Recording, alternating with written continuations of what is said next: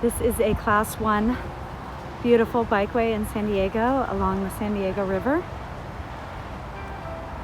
It is wonderful to have these spaces to feel comfortable and enjoy our commutes.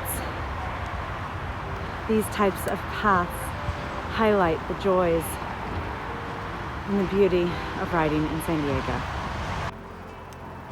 This wonderful project to double track for the Mid-Coast is quite an undertaking, and it's really sad and unfortunate that they could not consider a trail or a path. Maybe you still can, a cantilever bridge, as that is our access to get over to USD. From a beautiful Class 1 facility along the San Diego River onto the one and a few crossings across the San Diego River. I'll call it a little death zone.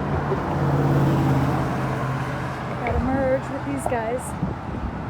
Of course I'm on a tandem. Okay, here we go. And then guess what? We gotta share the road. This is not safe. This is not comfortable. This is not the way we connect USD students to the Old Town Transit. This is not how we get our uptown residents to commute to Kearny Mesa.